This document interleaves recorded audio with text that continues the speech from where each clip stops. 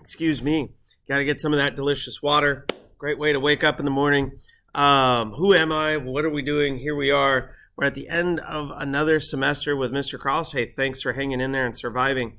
This review video is specific for sophomores who read To Kill a Mockingbird. It's very concise review. It's very generic. I won't ask you guys any crazy questions. So let's get into it. To Kill a Mockingbird, written by the one and only Harper Lee. Amazing novel. Teachers usually teach it around 8th grade. We here teach it in 10th grade. And it deals with a few important characters. Let's take a look at them. I'm going to add a character to this list. It's just too important not to. Kind of highlights how this all goes. And maybe we can start with Bob Ewell. And what am I exactly looking for in here? And again, I'm not going to write answers out. So feel free to turn captions on and pause, rewind, or rewatch any part of this to get the help you're looking for if you need it. Bob Ewell, it says 1 to 2 sentences. So Bob Ewell was named after Robert E. Lee Ewell. He was named after the Confederate General Robert E. Lee. And Bob is a nickname for Robert. And he is the racist, white trash antagonist of the novel. And he obviously, there's circumstantial evidence and corroborative evidence to suggest that he at least beat his own daughter, Mayella. But again, it says you need to incorporate a literary term, so we can call him the character or force against Jem and Scout. I mean, obviously he tries to, spoiler alert, stuff with Jem and Scout, right?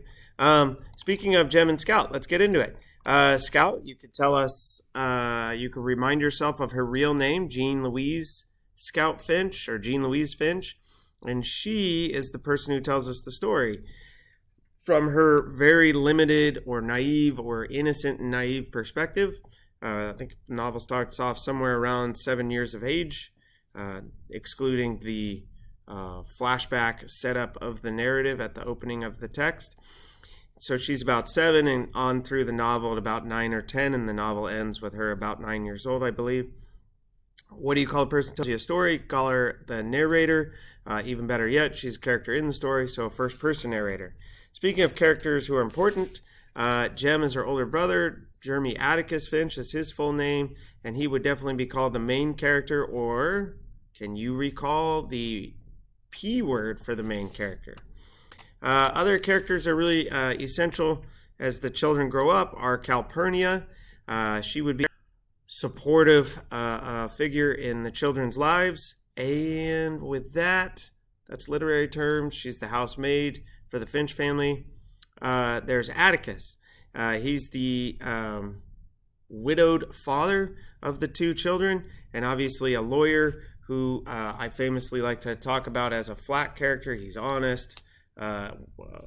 He uses his last will and testament diction throughout the novel. His patience seems to be profound throughout the novel. So flat character if you want. If you dare suggest the opposite, I'll be okay with that. But I might ask you why. Leads us to Boo Radley. You might feel, he's the person who lives in a house a couple doors down from Scout and Jem. Scout and Jem are obsessed with him, and perhaps loosely you could call him an antagonist in part 1. He's sort of the thing that preoccupies the children as they try to imitate his life and try to get him a note and try to sneak up to his house late in the night. So Boo Radley really isn't an antagonist, but maybe in part 1 you could argue he is a little bit. He's the quote-unquote malevolent phantom in part 1. In part 2, he saves children's lives, which would make him a hero character in the story for sure. That's Boo. Then there's Dill, another child in the story. Dill Harris is Charles Baker Harris is his real name, but people call him Dill. And he's a fantastic, curious, innocent, mischievous character in the story. So he's a fun character to pay attention to. Another sentence you might mention is he and Scout are engaged to be married in their, shall we say, grammar school ways. It's really beautiful and sweet. The setting of the story is two things: time and place. Late 1930s, 1938, 1936 time window, and that's oddly the same as The Book Thief. The place is Macomb, Alabama, and Macomb is a fictional place, Alabama obviously being the real state of the United States.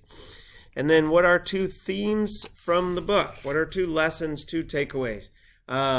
Maybe the theme of The Boy Who Cried Wolf is to not tell a lie. Or, again, I'm not using the word boy in that in any way, shape, or form. I'm not going to refer to the character of the story.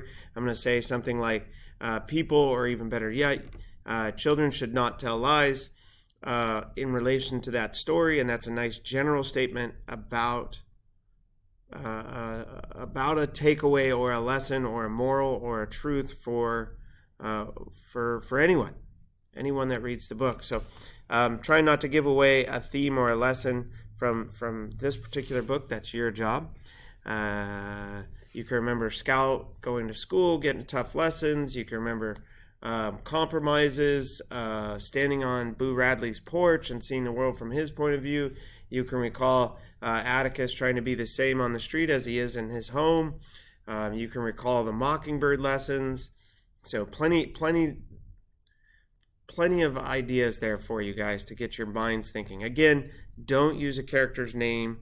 Be more general. People ought to realize, something like that is usually a good sentence starter. The last question on the board here is one of the previous theme statements, and give a couple of sentences about it, some context, and then explain what occurs to bring about the lesson. So got the cartoon in my head, Murphy's Law, with that Disney cartoon with Milo, and maybe the theme is something like a person should keep a positive outlook no matter the situation. And so my description of that might be Milo and his friends encounter a falling sign, and they calmly back up and let the sign fall, and they all smile and keep going on about their day. And that might be enough context to describe the theme statement of keeping a positive attitude despite your setbacks, despite a person's setbacks or challenges. Know you or your, right?